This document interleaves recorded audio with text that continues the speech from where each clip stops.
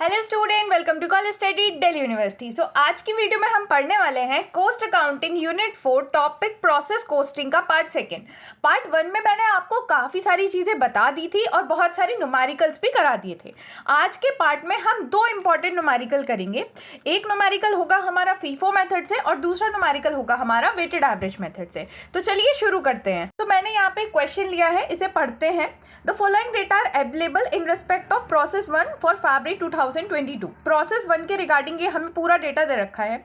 हमसे बोला है कि जो ओपनिंग स्टॉक है वर्क इन प्रोग्रेस का वो 800 यूनिट है, ठीक है, at a total cost of 4000।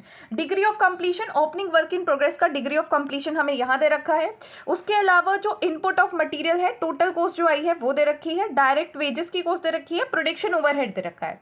Then जो यूनिट स्क्रैप्ड हुई है, टोटल कितनी हुई है 1200 यूनिट एज एन स्क्रैप्ड है, उनका स्टेज ऑफ कंप्लीशन दे रखा है। क्लोजिंग स्टॉक जो है, क्लोजिंग वर्क इन प्रोग्रेस जो है, उसका हमारा डिग्री ऑफ कंप्लीशन दे रखा है। हमसे बोला है कि हमें इक्विवेलेंट प्रेडिक्शन बनाना है। देन उसके बाद हमें cost per equivalent unit of each element calculate करना है। देन हमें कैलकुलेट करना है cost of abnormal loss, closing work in progress and the unit transfers to the next process through the FIFO method. तो ये क्वेश्चन हमारा FIFO method का है। मैम आप ये बताओ हमें कैसे पता चलेगा कि कहीं पे हमें फीफो यूज़ करना है या एवरेज मेथड यूज़ करना है। देखो, अगर कहीं पे भी आपको वर्क इन प्रोग्रेस का ओपनिंग और क्लोजिंग अकाउंट दे रखा है, अगर वर्क इन प्रोग्रेस का ओपनिंग या क्लोजिंग अकाउंट दे रखा है तो उस केस में आपको फीफो या एवरेज मेथड यूज़ करना होगा। अदरवाइज जो पहले मैंने न्यूमेरिकल आपको कराया है ना पार्ट 1 में, जो लास्ट न्यूमेरिकल था, वैसे आपको सॉल्व करना होगा। अब मैम ये भी कैसे पता चलेगा कि फीफो यूज़ करना है या एवरेज? देखो, या तो क्वेश्चन बोल देगा या फिर कुछ करेक्टरिस्टिक्स है, वो करेक्टरिस्टिक्स मैं आपको वीडियो के एंड में बताऊंगी। तो चलिए पहले इस न्यूमेरिकल को सॉल्व करते हैं। तो सबसे पहले हम बना रहे हैं स्टेटमेंट ऑफ इक्विवेलेंट प्रेडिक्शन। देखो, उसके लिए आपको कुछ इस तरीके का फॉर्मेट बना लेना है, इनपुट, आइटम्स, फिर आउटपुट, एंड देन 3 आपको ये कॉस्ट के कॉलम बना लें, मटेरियल, लेबर, ओवरहेड, क्योंकि हमारे 3 ही कॉस्ट है। अगर ओवरहेड का कॉलम नहीं होता, मान लो ओवरहेड की कॉस्ट नहीं दी होती क्वेश्चन में, तो आप ओवरहेड का कॉलम नहीं बनाते। जो जो कॉस्ट आपको दे रखी है वो कॉस्ट का आपको कॉलम बनाना है। देखो, उसके बाद फिर आपको परसेंटेज और यूनिट बनाना है। यहाँ पे हम लिखेंगे कि कितना परसेंटेज कंप्लीशन है और यहाँ पे हम उसका यूनिट लिखेंगे। तो देखो, यहाँ पे हमने इनपुट में वो यूनिट्स डालनी है कि कितनी यूनिट एज एन इनपुट हमारे पास आई है। अगर एक बार आप क्वेश्चन को देखो तो यहाँ पे लिखा है कि 800 यूनिट तो हमारी ओपनिंग स्टॉक की हैं जो as a work in progress आई हैं। उसके अलावा जो इनपुट ऑफ मटेरियल डाला गया है वो 9200 यूनिट का डाला गया है। तो ये टोटल हमारा इनपुट है और ये ही हमने यहाँ पे लिख लिया है, यहाँ पे मेंशन कर दिया। अब यहाँ पे हमें आइटम का नाम भी लिख लेना है। तो देखो, ये तो हमारा ओपनिंग वर्क इन प्रोग्रेस है, ठीक है, और ये जो हमारी बाद की यूनिट है इसमें से कुछ हमारा फिनिश्ड गुड्स होंगे, कुछ क्लोजिंग वर्क इन प्रोग्रेस होगा, कुछ नॉर्मल होगा, कुछ एबनॉर्मल लॉस होगा। तो ये चीज़ें हमें मेंशन करनी है। सबसे पहले ओपनिंग वर्क इन प्रोग्रेस का ट्रीटमेंट करते हैं। आउटपुट यूनिट भी कितनी है हमारी, 800 ही है। देखो, जितना इनपुट आया होगा उतना आउटपुट गया होगा। अब एक बार ना यहाँ पे एक मेजर कॉन्सेप्ट समझो आप। हम कौन सा मेथड यूज़ कर रहे हैं? फीफो मेथड यूज़ कर रहे हैं। इसका मतलब क्या है कि जो यूनिट पहले आई हैं पहले वो कंप्लीट होंगी और वो एज एन आउटपुट जाएंगी। मतलब हमारी पहली यूनिट कौन सी है, 800 यूनिट है जो as an work in progress आई हैं। तो क्योंकि हम फीफो मेथड यूज़ कर रहे हैं तो सबसे पहले तो ये वाली यूनिट कंप्लीट हुई होंगी। मान लो अगर क्वेश्चन में लिखा है कि जो हमारी फिनिश्ड यूनिट्स हैं, फिनिश्ड गुड्स जो हैं वो हमारे कितने हैं, 7900 हैं। तो इसका मतलब क्या है, 7900 में 800 unit opening work in progress की होंगी, because we are using a FIFO method. ठीक है, इतनी बात समझ आई? तो देखो, हमारा आउटपुट में ये वर्क इन प्रोग्रेस की यूनिट तो एज इट इज आउटपुट में चली जाएंगी टोटल। अब हमें ये देखना है कि मटेरियल में कितना परसेंटेज, लेबर में कितना और ओवरहेड में कितना। तो देखो, यहाँ पे ध्यान देना, यहाँ लिखा है कि मटेरियल तो 100% कंप्लीट हो गया है इस पे। इसका मतलब क्या है कि जब ये unit as an opening work in progress यहाँ पे आई होगी, मतलब दूसरे उसमें आई होगी, उससे पहले मटेरियल का टोटल काम इस पे हो चुका है। इन यूनिट पे मटेरियल का 100% काम इन यूनिट्स पे हो चुका है, लेबर का 60% काम ऑलरेडी इन पे हो चुका है और ओवरहेड का भी 60% काम ऑलरेडी हो चुका है। तो मतलब इतना काम तो ऑलरेडी हो गया है। हमने कितना काम किया इस पे, हमें ये देखना है, क्योंकि ये तो काम ऑलरेडी हो चुका है। तो मटेरियल का तो हमने कुछ काम नहीं किया होगा, है ना। लेबर का कितना किया होगा 40%, ओवरहेड का भी 40% किया होगा, यही तो क्या होगा ना। तो अब हम यहाँ पे मटेरियल को बिल्कुल टच नहीं करेंगे, क्योंकि हमने कुछ काम किया ही नहीं मटेरियल का। ओपनिंग वर्क इन प्रोग्रेस की इन यूनिट पे मटेरियल का काम ऑलरेडी हो रखा था। लेबर का कितना काम किया हमने 40%, ओवरहेड का भी 40%। अब आपको क्या करना है, 800 का मतलब 800 का 40% कैलकुलेट करना है। फटाफट कैलकुलेटर उठाओ और कैलकुलेट करके बताओ वैल्यू क्या आ रही है। मेरी जो वैल्यू आ रही है कैलकुलेशन के बाद वो आ रही है 320। तो यहाँ पे दोनों में मैंने 320 लिख दिया। इतना काम हो गया, ओपनिंग वर्क इन प्रोग्रेस का हमारा काम कंप्लीट हो गया। अब ये जो 9200 यूनिट है इसमें से कुछ तो होंगी फिनिश्ड गुड्स, ठीक है। अब हमें क्वेश्चन में देखना है कि ये फिनिश्ड गुड्स कितने दे रखे हैं। तो यहाँ क्वेश्चन में हमें कितना दे रखा है फिनिश्ड गुड्स, एक बार कलर चेंज कर लेती हूँ ताकि आपको दिखे। हमें यहाँ पे फिनिश्ड गुड्स दे रखा है 7900 unit completed and transfer to the next process. अब देखो यही हमारी फिनिश्ड गुड्स की यूनिट है, बट यहाँ पे भी एक छोटी सी आपको कैलकुलेशन करनी है और इसका आपको बहुत मेजरली ध्यान रखना है अपने एग्जाम टाइम में। 7900 ये इतनी यूनिट है, इसमें से जो ओपनिंग यूनिट है वो आपको कम करनी है, जो बाकी की बची वो हमारी 9200 यूनिट्स में से होंगी। क्यों? क्योंकि मैंने क्या कहा, फीफो मेथड है। तो जो हमारी यूनिट्स पूरी कंप्लीट होके गई है ना नेक्स्ट प्रोसेस में, उसमें ओपनिंग वर्क इन प्रोग्रेस की जो यूनिट्स होंगी वो ज़रूर इंक्लूड होंगी, क्योंकि हम फीफो मेथड यूज़ कर रहे हैं, हम ये अजम्पशन लेके चल रहे हैं। तो इसके अंदर ओपनिंग वर्क इन प्रोग्रेस की ये यूनिट ज़रूर होंगी। तो हमने इसमें से ये माइनस किया और बाकी की जो बची वो हमारी इस मंथ की या इस मंथ की, क्वेश्चन में मंथ दे रखा है तो इस मंथ की जो फिनिश्ड गुड्स की यूनिट होंगी, ठीक है। तो यहाँ पे हम क्या लिखेंगे, यहाँ पे हम लिखेंगे 7100, ठीक है। इतना समझ आया। अब देखो फिनिश्ड गुड्स पे हम क्या मानते हैं, 100% कंप्लीशन है, 100%, तभी तो वो फिनिश्ड है, तभी तो वो पूरी हो चुकी है। तो यहाँ पे हम क्या लिखेंगे 100%, यहाँ भी 100% आएगा और यहाँ पे भी 100% आएगा। अब आप 7100 का 100% निकालोगे तो क्या आएगा 7100। तो बस ये चीज़ आपको यहाँ पे मेंशन कर देनी है। अब देखो इन यूनिट में से इतनी तो हो गई हमारी फिनिश्ड गुड्स, बाकी की जो बची उसमें क्लोजिंग वर्क इन प्रोग्रेस भी आना है, एबनॉर्मल लॉस भी आना है और नॉर्मल लॉस भी आना है। तो सबसे पहले हम क्लोजिंग देख लेते हैं, क्लोजिंग वर्क इन प्रोग्रेस, ठीक है। अब चलते हैं क्वेश्चन पे, क्लोजिंग वर्क इन प्रोग्रेस देखने के लिए। यहाँ पे क्या दे रखा है कि क्लोजिंग वर्क इन प्रोग्रेस की यूनिट कितनी है 900, ठीक है। स्टेज ऑफ कंप्लीशन दे रखा है कि मटेरियल तो पूरा कंप्लीट हो गया, लेबर 70% हुआ है, ओवरहेड 70% हुआ है। इसका मतलब क्या है कि हमने 100% मटेरियल का काम कर दिया, 70% लेबर की कॉस्ट भी लगा दी और ओवरहेड का भी 70% लगा दिया है। बस यही चीज़ हमें यहाँ पे मेंशन कर देनी है। क्या लिखना है कि आउटपुट में कितनी यूनिट आएंगी क्लोजिंग वर्क इन प्रोग्रेस की 900, जो क्वेश्चन में दे रखा है। मटेरियल हमने 100% कर दिया है, ठीक है। देन उसके बाद मटेरियल 100% है तो 900 यूनिट आ जाएगा। यहाँ पे क्या आएगा 70% और यहाँ पे भी 70%। अब 900 का 70% निकालोगे तो आएगा 630, यहाँ पे भी आ गया 630। इतना काम हो गया। अब फिर से क्वेश्चन पे चलते हैं। क्वेश्चन में क्या बोला है कि जो यूनिट स्क्रैप्ड हुई हैं वो 1200 यूनिट जो है वो स्क्रैप्ड हो रखी हैं। उसके बाद हमें यहाँ पे बोला है कि जो नॉर्मल लॉस है वो 8% ऑफ टोटल इनपुट होता है। जो इनपुट यूनिट है उनका 8% निकालो, वो तो नॉर्मल लॉस है। तो अब यहाँ से हमें पता चलेगा कि क्या हमारा एबनॉर्मल लॉस एग्जिस्ट करता है या नहीं करता। तो देखो टोटल इनपुट यूनिट कितनी थी, एक तो ये हो गई 9200 प्लस यहाँ पे लिखा हुआ भी है कि ओपनिंग स्टॉक भी ऐड करना है, तो इसको ओपनिंग स्टॉक ऐड कर देंगे। टोटल यूनिट हमारी हो गई ये, ठीक है 10,000। अब 10,000 का जब आप 8% निकालोगे तो आपके पास जो वैल्यू आएगी ना वो आएगी 800, ठीक है। इसका मतलब ये हमारी नॉर्मल लॉस की वैल्यू है। बट हमें क्वेश्चन में क्या बोला कि जो यूनिट टोटल स्क्रैप्ड हुई है वो तो 1200 है। इसका मतलब क्या हुआ कि 800 तो नॉर्मल लॉस हो गया, बाकी की जो 400 यूनिट है वो हमारी एबनॉर्मल लॉस में जाएंगी। इस तरीके से आपको क्वेश्चन से पता चलेगा कि कितना यूनिट या कितना अमाउंट हमारा नॉर्मल है और कितना एबनॉर्मल है। तो अब यहाँ पे हम नॉर्मल लॉस का ट्रीटमेंट करते हैं पहले। तो यहाँ लिख देते हैं नॉर्मल लॉस, ठीक है। कितना है नॉर्मल लॉस 800 यूनिट। अब आपको मैंने स्टार्टिंग में बताया था कि नॉर्मल लॉस का हम मानते हैं कि पूरा ही कंप्लीशन हो गया है, ठीक है, और पूरा का पूरा हमारा यूनिट जो है वो लॉस हो गई है। तो इसको हम कुछ नहीं लिखते, यहाँ पे ऐसे क्लियर लिखते हैं। अब आ जाता है एबनॉर्मल लॉस। तो देखो अभी हम मेंशन करेंगे एबनॉर्मल लॉस,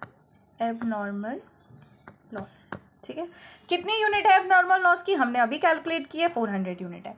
अब इसका जो कंप्लीशन वगैरह है वो हमें क्वेश्चन में दे रखा है। कहाँ दे रखा है, देखो यहाँ पे दे रखा है स्क्रैप का, कि मटेरियल की टर्म में तो 100% कंप्लीशन हो गया है, लेबर की टर्म में 80 और ओवरहेड की टर्म में भी 80% हुआ है। तो अब हम यहाँ पे कंप्लीशन की यूनिट डाल देंगे। तो यहाँ पे 100% हुआ है, यहाँ पे 80% हुआ है और यहाँ पे भी 80% हुआ है। अब जब आप 400 का 100% निकालोगे तो 400 ही आएगा, 80% निकालोगे तो 320 आएगा और यहाँ पे भी 320 आएगा।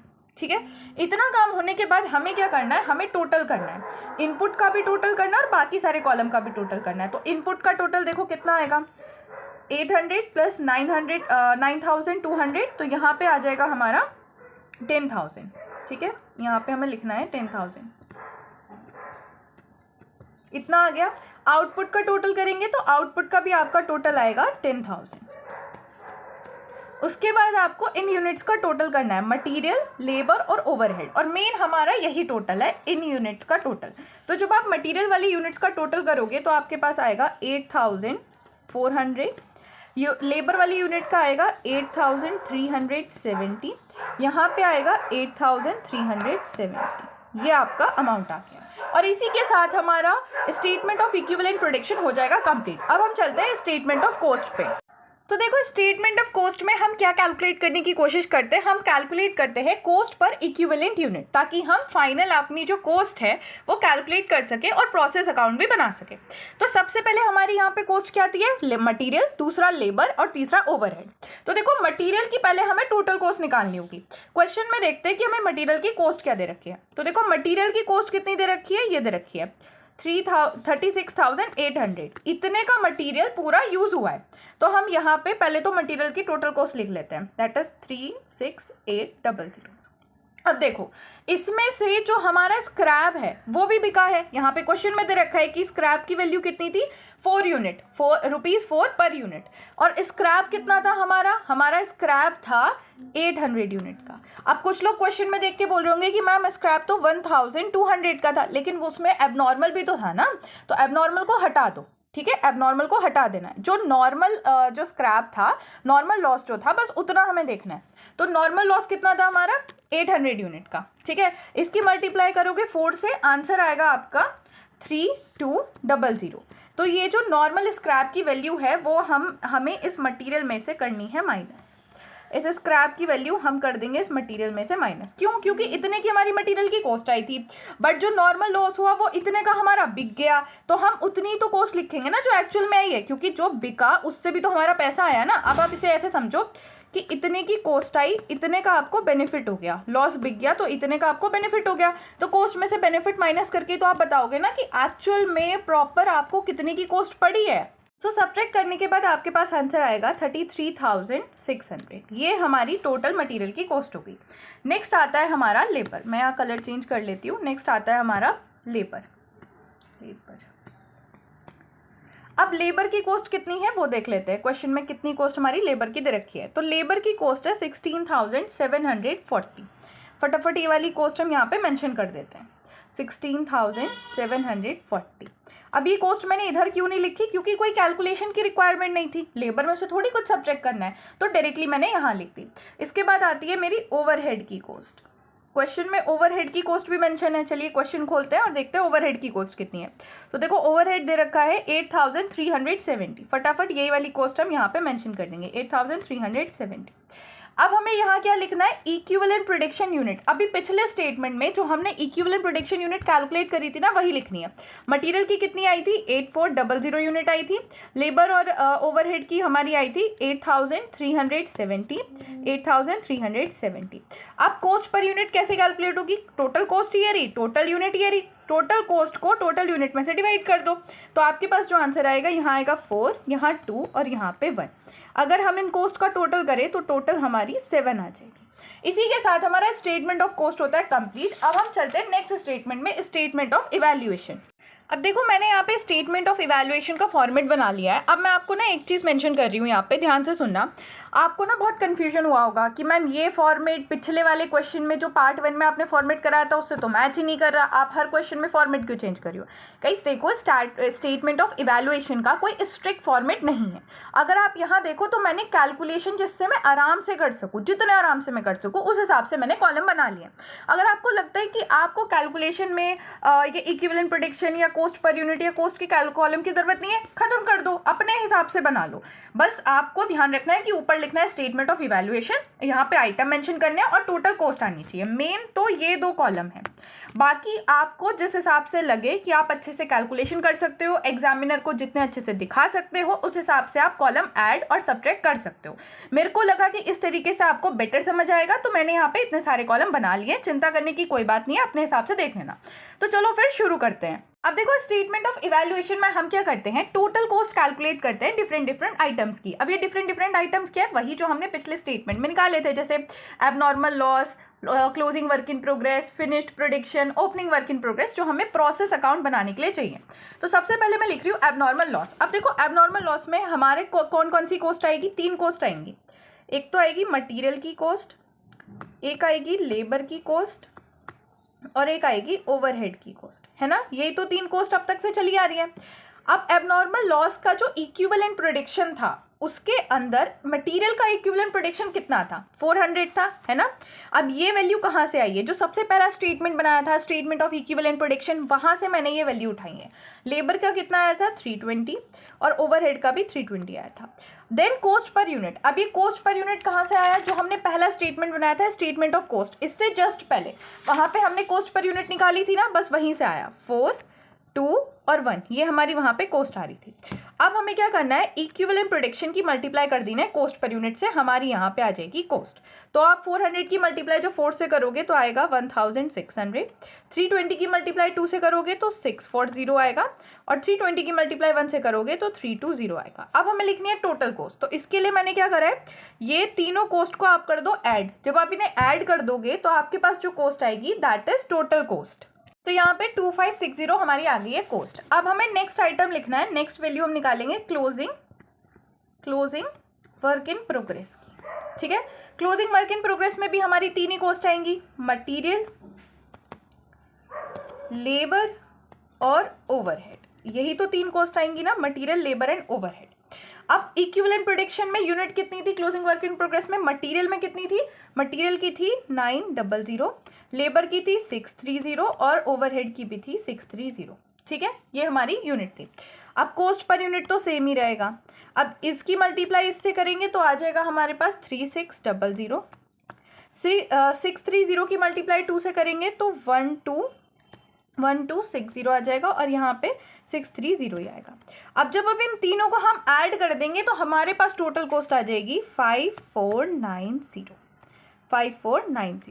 अब हमें नेक्स्ट निकालनी है फिनिश प्रोडक्शन की कॉस्ट। अब देखो, फिनिश प्रोडक्शन में भी हमारी 3 ही कॉस्ट है, मटेरियल, लेबर और ओवरहेड, ठीक है। अब यहाँ पे इक्विवेलेंट प्रोडक्शन कितना आया था हमारा, फिनिश प्रोडक्शन का सेम ही आया था। कितना, जो टोटल हमारा था 7100, लेबर का भी 7100 था और ओवरहेड का भी 7100 था। हमारी कॉस्ट पर यूनिट क्या है, 421, यहाँ पे आएगा 421। इरेज करके ढंग से लिख देती हूँ ताकि आपको कंफ्यूजन ना हो। 421। अब कॉस्ट कितनी आएगी, 7100 की मल्टीप्लाई जब आप 4 से करोगे तो आपके पास वैल्यू आएगी 28,400। जब 7100 की मल्टीप्लाई आप 2 से करोगे तो आएगा 14,200 और यहाँ पे आ जाएगा 7100। अब इन तीनों कॉस्ट को जब आप ऐड करके रखोगे तो टोटल कॉस्ट आ जाएगी 49,700। अब हमारे पास बस एक लास्ट बचा, that is opening work in progress. अब इसमें भी हमारी 3 ही कॉस्ट आनी है, मटेरियल, लेबर और ओवरहेड, ठीक है।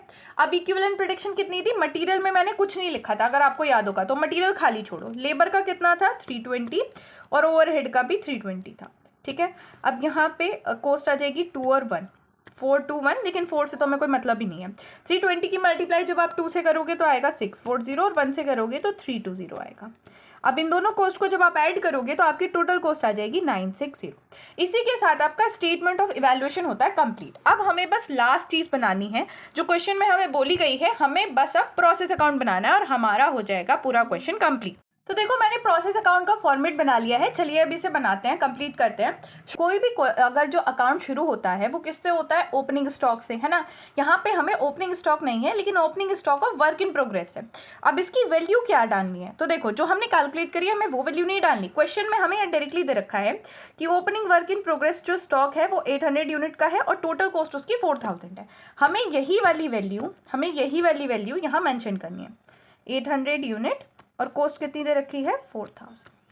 इसके बाद हमें क्या डालना है कि जितनी भी कॉस्ट हमारी आई है टू लेबर टू मटेरियल, वही सब हमें यहाँ पे मेंशन करना है। तो टू मटेरियल मेंशन कर देंगे, टू लेबर और टू ओवरहेड, ठीक है, जो अब तक हम करते आ रहे हैं। मटेरियल की कॉस्ट क्वेश्चन में हमें दे रखी थी 36,800, लेबर की कॉस्ट दे रखी थी 16,740 और ओवरहेड की कॉस्ट थी 8,370। हमें मटेरियल का ना यूनिट्स भी दे रखी थी, अगर हम क्वेश्चन में देखें तो यहाँ मटेरियल की यूनिट्स दे रखी है 9,200, ठीक है, 9,200। तो हम यहाँ पे मेंशन कर देंगे 9,200। अब इस साइड का ना टोटल कर लेते हैं, अभी बाद में भी हमें करना ही है। तो टोटल यूनिट हमारी आ गई 10,000। इस साइड का कॉस्ट का टोटल भी कर लेते हैं, तो कॉस्ट का टोटल आएगा 65,910। अब आ जाते हैं हम क्रेडिट साइड पे। तो देखो क्रेडिट साइड पे क्या क्या लिखा जाता है, हमारा एबनॉर्मल लॉस लिखा जाता है, नॉर्मल लॉस लिखा जाता है। तो पहले लिखते हैं बाय नॉर्मल लॉस।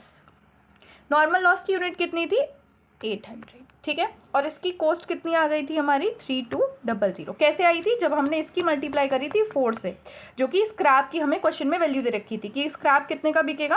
क्वेश्चन में बोल रखा था ना स्क्रैप 4 रुपीज़ पर यूनिट का बिकेगा, है ना। तो यहाँ पे हमने इसकी मल्टीप्लाई 4 से करके ये वाली वैल्यू कैलकुलेट की थी। नेक्स्ट आ जाएगा हमारा एबनॉर्मल लॉस। एबनॉर्मल लॉस की यूनिट कितनी थी हमारी, 400, ठीक है, और इसकी वैल्यू हमने कैलकुलेट करी थी स्टेटमेंट ऑफ इवैल्यूएशन से। याद आया, सबसे पहली जो कैलकुलेट करी थी कितना आया था, 2560, ठीक है, ये हमने यहाँ पे मेंशन कर दिया। अब क्या आ जाता है हमारा, अब आ जाएगा हमारा by cost of finished goods, या आप यहाँ डायरेक्टली इसको बाय फिनिश्ड गुड्स भी लिख सकते हो। अब ये वैल्यू हमें कैलकुलेट करनी है, ठीक है, तो इसकी कैलकुलेशन पे चलता है। देखो कैलकुलेट कैसे करी जाएगी, सबसे पहले हम लेंगे cost of opening work in progress, ठीक है, फिर उसमें हम ऐड कर देंगे cost incurred in work in progress. ये कौन सी कॉस्ट है, देखो ये कॉस्ट हमें ऑलरेडी दे रखी थी कि 4000 रुपीज़ जो है ऑलरेडी वर्क इन प्रोग्रेस के स्टॉक में लग गए हैं। ये कॉस्ट हमने इस महीने लगाई है। ये जो 800 यूनिट हमें दे रखी थी ना स्टार्टिंग की वर्क इन प्रोग्रेस की, ये कंप्लीट थोड़ी थी, इनके कंप्लीशन में हमने भी तो कुछ पैसा फूका है ना, पैसा लगाया है। तो वही हमारी cost incurred in work in progress में आएगा। कितना लगाए, ये हमने इवैल्यूएशन स्टेटमेंट जो अभी किया था ऊपर उससे कैलकुलेट करी थी, याद आया, सबसे लास्ट में कैलकुलेट करी थी 960। उसके बाद हम ऐड कर देंगे कॉस्ट ऑफ 7100 यूनिट कंप्लीट, ठीक है, इनकी कॉस्ट भी हमने कैलकुलेट करी थी। कॉस्ट ऑफ फिनिश्ड प्रोडक्शन करके कितनी कैलकुलेट हुई थी, 49700, ठीक है। अब इस टोटल यूनिट्स को, टोटल अमाउंट को जब हम ऐड कर देंगे, ये जो टोटल अमाउंट है, तब हमारे पास आएगा कॉस्ट ऑफ फिनिश्ड गुड्स। तो जब आप ऐड करोगे आपके पास आएगा 54,660। देखो अब एक मिनट ध्यान से सुनो, ये कॉस्ट किस चीज़ की है, हमने जो टोटल फिनिश्ड गुड्स प्रोड्यूस करे हैं ना इस मंथ, उसकी कॉस्ट है। अब कुछ यूनिट हमारी वर्क इन प्रोग्रेस की थी, ठीक है, ओपनिंग वर्क इन प्रोग्रेस की थी, कितनी थी, 800 यूनिट थी, वो पूरी कंप्लीट नहीं हो रखी थी, उसमें ऑलरेडी 4000 रुपये लग चुके थे पिछले महीने और 9600 रुपये हमने 960 रुपये हमने इस महीने उसमें लगा दिए थे। तो टोटल हमारी ये कॉस्ट उन यूनिट की 800 यूनिट की आई है। इसके अलावा जो इसी मंथ हमने यूनिट शुरू करी थी और इसी मंथ कंप्लीट कर दी है, वो कितनी थी, 7100 यूनिट, 7100 यूनिट थी, उन पे टोटल कितनी कॉस्ट आई थी, 9700। अब इन पूरी को हमने ऐड कर दिया और हमारे पास आया कॉस्ट ऑफ फिनिश्ड प्रोडक्शन, ठीक है। तो ये अब हम अपने सॉल्यूशन में यहाँ पे मेंशन कर देंगे, कॉस्ट ऑफ फिनिश्ड प्रोडक्शन कितना है, 54660। टोटल फिनिश्ड यूनिट हमारी कितनी प्रोड्यूस हुई है, तो देखो ये चीज़ भी ना हमें क्वेश्चन में मेंशन कर रखी है कि कितनी प्रोड्यूस हुई है, यहाँ पे लास्ट में कि टोटल हमारी जो यूनिट प्रोड्यूस हुई है फिनिश्ड गुड्स की वो यहाँ पे मेंशन कर रखी है 7900। तो बस यही चीज़ हमें यहाँ पे मेंशन कर देनी है 7900, ठीक है। अब लास्ट में हमारा क्या बचता है, लास्ट में हमारा बचता है by closing work in progress. इस महीने का भी कुछ स्टॉक बचा है ना वर्क इन प्रोग्रेस का, वो कितना बचा है जो हमने निकाला था 900 यूनिट। और इवैल्यूएशन स्टेटमेंट से हमने उसकी कॉस्ट कितनी निकाली थी 5490। अब हम क्या करेंगे, टोटल कर देंगे इस साइड का और टोटल कर देंगे यहाँ का भी। जब आप टोटल करोगे तो आएगा 10,000 और यहाँ पे आ जाएगा आपका 659100, ठीक है।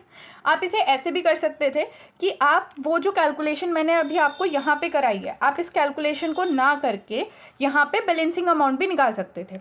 बट मैं तो आपको यही सजेस्ट करूँगी कि आप ये प्रॉपर कैलकुलेशन करके आओ और नीचे वर्किंग नोट बना के आओ, वर्किंग नोट बना के आओ और वर्किंग नोट में ये पूरी कैलकुलेशन आप दिखा के आओ कि आपको पता है कि किस तरीके से आंसर निकाला जाता है। क्योंकि कभी कभी एग्जामिनर ये देख के कि आपने वर्किंग नोट में नहीं कैलकुलेशन करी है, बस बैलेंसिंग अमाउंट निकाल दिया, तो क्वेश्चन करने के चांसेस रहते हैं। अब देखो मैंने आपको फीफो मेथड करा दिया, अब एवरेज मेथड कराऊंगी। और दिमाग में ना थोड़ा नोटिस करके रखना कि क्या फीफो मेथड में हमने किया था, क्योंकि वहाँ पर जब मैं एवरेज मेथड अब आपको कराऊंगी ना तो मैं आपको बताऊंगी कि क्या डिफरेंस है दोनों में, फीफो में और एवरेज की कैलकुलेशन में। अब मैंने यहाँ पे नेक्स्ट क्वेश्चन लिया है, एक बार इसे पढ़ते हैं। The following detail are given with respect to manufacturing of firm for a month of April. क्या क्या डिटेल दे रखी है, देखो यहाँ पे हमें ओपनिंग वर्क इन प्रोग्रेस दे रखा है 50,000 यूनिट का, उसका डिग्री ऑफ कंप्लीशन दे रखा है। क्वेश्चन में बोला है कि हमें एवरेज कॉस्ट मेथड यहाँ पे यूज करना है। But very important thing I want to tell you कि अगर किसी भी क्वेश्चन में आपको ओपनिंग वर्क इन प्रोग्रेस का डिग्री ऑफ कंप्लीशन दे रखा है, जैसे यहाँ दे रखा है 100%, 60%, 60%, तो वहाँ पे आप फीफो मेथड भी यूज कर सकते हो और एवरेज कॉस्ट मेथड भी यूज कर सकते हो, ठीक है। एवरेज कॉस्ट मेथड जनरली कब यूज होता है, जब आपको डिग्री ऑफ कंप्लीशन ना दे रखा हो और ये कॉस्ट दी हो। लेकिन इसमें तो दोनों चीज दी है, कॉस्ट भी दी है और डिग्री ऑफ कंप्लीशन भी दी है। मैं यहाँ पे एवरेज कॉस्ट मेथड से कराऊंगी, आपको खुद से ये फीफो मेथड से भी सॉल्व करना है। इसके अलावा बोला है कि 17,500 यूनिट इंट्रोड्यूस करी गई है, जो नेक्स्ट प्रोसेस में ट्रांसफर हुआ है वो 17,500 यूनिट का ही हुआ है। हमें क्लोजिंग स्टॉक बोला गया है कि क्लोजिंग वर्क इन प्रोग्रेस का स्टॉक है, लेकिन कितनी यूनिट है, यूनिट्स हमें नहीं बताई गई, मतलब हमें खुद से यूनिट कैलकुलेट करनी है। देखो यूनिट कैसे कैलकुलेट होगी, हमसे क्या गया है, कहा है कि ओपनिंग वर्क इन प्रोग्रेस कितना है 5,000 का, ठीक है। यूनिट जो इंट्रोड्यूस करी गई है वो 17,500 की है। अगर आप इसका टोटल करोगे तो 22,500 आ जाएगा, ठीक है। लेकिन जो नेक्स्ट प्रोसेस पे ट्रांसफर हुई है यूनिट वो कितनी है, सिर्फ 17,500 ही है। तो इसका मतलब क्या है कि ये जो 5,000 यूनिट है ना, ये हमारी क्लोजिंग वर्क इन प्रोग्रेस है, हमारा क्लोजिंग वर्क इन प्रोग्रेस, ठीक है। अब हमें क्या क्या बनाने को कहा है, statement of equivalent production, statement of cost, also find the value of output transfer, closing work in progress using average method. अब यहाँ पे मैंने स्टेटमेंट ऑफ इक्विवेलेंट प्रोडक्शन का फॉर्मेट बना लिया है, चलिए इसको शुरू करते हैं। सबसे पहले लिखेंगे opening work in progress, input unit कितनी है हमारी 5,000 यूनिट है। देन उसके बाद जो यूनिट इंट्रोड्यूस करी गई है वो लिख लेंगे, कितनी यूनिट इंट्रोड्यूस करी गई 17,500। उसके बाद जो ट्रांसफर हुई है यूनिट वो लिख लेंगे, और ट्रांसफर किस साइड लिखा जाएगा, आउटपुट साइड, क्योंकि वो नेक्स्ट प्रोसेस में एज एन आउटपुट ट्रांसफर हुआ है। यहाँ पे लिख लेंगे 17,500। अब जो क्लोजिंग स्टॉक की वैल्यू है, क्लोजिंग वर्क इन प्रोग्रेस है, उसको भी हम मेंशन कर लेंगे, कितना हो जाएगा 5,000 हो जाएगा, जो अभी हमने कैलकुलेट करा, ठीक है। इतना लिख लिया। अब देखो जो एवरेज कॉस्ट मेथड है वहाँ पे ओपनिंग वर्क इन प्रोग्रेस की अलग से कॉस्ट नहीं निकाली जाती। अगर आपको याद हो तो फीफो मेथड में हमने ओपनिंग वर्क इन प्रोग्रेस की अलग से कॉस्ट निकाली थी थ्रू द इक्विवेलेंट प्रोडक्शन, फिर वहाँ पे स्टेटमेंट ऑफ इवैल्यूएशन बनाया था, तो वहाँ पे हमने ओपनिंग वर्क इन प्रोग्रेस का अलग से कॉस्ट निकाला था। बट यहाँ पे ओपनिंग वर्क इन प्रोग्रेस का अलग से कॉस्ट नहीं निकाला जाता। जो ये यूनिट आई है ना, मतलब जो यूनिट इंट्रोड्यूस करी गई है इस पीरियड में, उन्हीं के साथ एवरेज कर दिया जाता है। इसलिए हमें ओपनिंग वर्क इन प्रोग्रेस के इस कॉलम में कुछ नहीं लिखना है, ये सारे कॉलम हमारे खाली रहेंगे, कोई मतलब नहीं हमें इनसे। अब हम आ जाते हैं जो ट्रांसफर हुआ है, कितनी यूनिट हुई है 17,500 यूनिट ट्रांसफर हुई है। मटेरियल का भी 100% ही होगा क्योंकि ये तो फिनिश्ड यूनिट है ना, तो यहाँ पे भी 17,500 आ जाएगा। लेबर का भी 100% ही होगा क्योंकि फिनिश्ड यूनिट है, और यहाँ पे भी 100% होगा, तो ये 17,500 यूनिट आ गई, ठीक है 500। अब क्लोजिंग वर्क इन प्रोग्रेस, देखो क्लोजिंग वर्क इन प्रोग्रेस की हमें दे रखा है ऑलरेडी डिग्री ऑफ कंप्लीशन, कितना दिया है 100% मटेरियल, लेबर 50%, ओवरहेड भी 50%। तो अब यहाँ पे हम इसको मेंशन कर लेंगे, मटेरियल तो 100% है, ठीक है, तो यहाँ पे यूनिट कितनी आ जाएगी 5000, यहाँ पे 50% है और यहाँ पे भी 50% है, तो यहाँ पे यूनिट कितनी आ जाएगी हमारी 2500, क्योंकि आप 5000 का 50% निकालोगे और यहाँ भी 2500 यूनिट हमारी आ जाएंगी। ठीक है, इतना होने के बाद हमें क्या करना है, टोटल कर लेना है, किस किस का, मटेरियल की यूनिट का, लेबर की यूनिट का और ओवरहेड की यूनिट का। तो जब आप इस अमाउंट को टोटल करोगे तो यहाँ पे आपके पास आएगा 22,500, यहाँ पे टोटल करके आपके पास आएगा 20,000 और यहाँ पे भी टोटल करके आएगा 20,000। ये 20,000 है, यहाँ पे ना एक और जीरो है। ठीक है, इसी के साथ हमारा स्टेटमेंट ऑफ इक्विवेलेंट प्रोडक्शन तो कंप्लीट हो जाता है। अब आता है statement of cost per unit पे। अब मैंने यहाँ पे फॉर्मेट बना लिया है statement of cost per unit का। मैं फिर से बता रही हूँ कि आपका कोई इसका स्ट्रिक्ट फॉर्मेट नहीं है, आप जिस हिसाब से भी अपनी कैलकुलेशन को बेस्ट वे में डिपिक्ट कर सकते हो, बेस्ट तरीके से कैलकुलेशन दिखा सकते हो, आप उस हिसाब से अपना फॉर्मेट चेंज कर सकते हो। अब यहाँ आइटम में सबसे पहले मैंने ले लिया है मटेरियल। मटेरियल की टोटल कॉस्ट क्या है, तो देखो क्वेश्चन में पहले तो हमें कॉस्ट दे रखी है ओपनिंग वर्क इन प्रोग्रेस में मटेरियल की, यहाँ दे रखी है ओपनिंग वर्क इन प्रोग्रेस में मटेरियल की कॉस्ट दे रखी है। इसके अलावा जो इस ईयर की, इस पीरियड की मटेरियल की कॉस्ट है वो भी दे रखी है, तो हमें इन दोनों को ऐड करके टोटल कॉस्ट में मेंशन कर देना है। जब आप टोटल कॉस्ट मेंशन करोगे तो उसमें आप पहले 18,750 लिखोगे, फिर उसमें ऐड कर दोगे 2,50,000 जो इस बार की कॉस्ट है, और फिर उसके बाद आपका जो भी अमाउंट आएगा टोटल कॉस्ट का वो आप मेंशन करोगे, दैट इज 2,68,750। ये मैंने यहाँ पे मेंशन कर दिया है। नेक्स्ट कंपोनेंट हमारा आ जाता है लेबर। ठीक है, लेबर की कॉस्ट भी हमें ऐसी ही करनी है। जो लेबर की कॉस्ट हमें ऑलरेडी दी है 7,500 ओपनिंग वर्क इन प्रोग्रेस की, प्लस इस पीरियड की जो लेबर की कॉस्ट है वो है 1,95,000। ठीक है, दोनों को हम ऐड कर देंगे और जो टोटल कॉस्ट होगी वो हम यहाँ पे मेंशन करेंगे, दैट इज 2,02,500। ये हमारी आ गई कॉस्ट। देन आता है हमारा ओवरहेड। ओवरहेड में भी ऐसे ही करना है। जो ओपनिंग वर्क इन प्रोग्रेस की कॉस्ट दे रखी है 3,750 दे रखी है, और इस पीरियड की जो कॉस्ट दे रखी है वो है 97,500। आप टोटल करके लिखोगे, दैट इज 1,01,250। ये आपने अमाउंट मेंशन करना है। अब इसके बाद हमें यहाँ लिखना है इक्विवेलेंट यूनिट, जो हमने पिछले स्टेटमेंट में निकाली थी। तो हमारी यहाँ की यूनिट कितनी आई थी मटेरियल की, 22,500, और इसमें आई थी 20,000, यहाँ पे भी हमारी आई थी 20,000। अब कॉस्ट पर इक्विवेलेंट यूनिट निकालने के लिए हम टोटल कॉस्ट को डिवाइड कर देंगे टोटल इक्विवेलेंट यूनिट से। हमारे पास यहाँ कॉस्ट आ जाएगी 11.94, यहाँ पे आ जाएगी 10.125, यहाँ पे आ जाएगा 5.0625। ये हमारी आ गई है इक्विवेलेंट कॉस्ट। अब यहाँ पे हम इसको कर लेंगे टोटल, तो total cost per equivalent unit कितनी आ जाएगी, दैट इज 27,1319। आप इस तरीके से इसको लिख सकते हो। ये हमारा statement of cost per unit भी पूरा हो गया। अब हमें नेक्स्ट आना है स्टेटमेंट ऑफ इवैल्यूएशन पे। देखो मैंने यहाँ पे स्टेटमेंट ऑफ इवैल्यूएशन का फॉर्मेट बना लिया है। अब आइटम्स में अब लिखना शुरू करते हैं किस किस का हमें जो वैल्यू था वो इवैल्यूएट करना था। तो सबसे पहला आता है कॉस्ट ऑफ आउटपुट ट्रांसफर। जो आउटपुट हमने ट्रांसफर करा है उसकी कॉस्ट हमें निकालनी है। इक्विवेलेंट यूनिट कितनी थी, 17,500 थी, है ना, क्वेश्चन में दे रखी है। कॉस्ट पर इक्विवेलेंट यूनिट हमने अभी कैलकुलेट ही करा था, कितना आया था टोटल, 27.1319। इन दोनों की मल्टीप्लाई करो, आपके पास टोटल कॉस्ट आ जाएगी 4,74,809। ठीक है, देन नेक्स्ट आइटम हमारा आता है क्लोजिंग वर्क इन प्रोग्रेस। अब देखो क्लोजिंग वर्क इन प्रोग्रेस को ना हमें 3 पार्ट में इसे डिस्ट्रीब्यूट करके लिखना पड़ेगा, दैट इज मटेरियल, लेबर और ओवरहेड। अब ये अलग अलग क्यों लिखा है, क्योंकि इसकी यूनिट अलग थी। मटेरियल की जो इक्विवेलेंट यूनिट थी वो 5,000 थी, लेबर और ओवरहेड की 2,500 थी, इसकी भी 2,500 की। ठीक है, फिर यहाँ पे मटेरियल का जो हमने इक्विवेलेंट कॉस्ट पर यूनिट निकाला था वो कितना था, 11.94। ठीक है, और लेबर का था 10.12 और ओवरहेड का हमारा था 5.06। अब इनकी मल्टीप्लाई करके हम यहाँ पे कॉस्ट डिटरमाइन करके लिख देंगे, दैट इज 59,722। यहाँ आ जाएगा 25,314 और लास्ट में आएगा 12,655।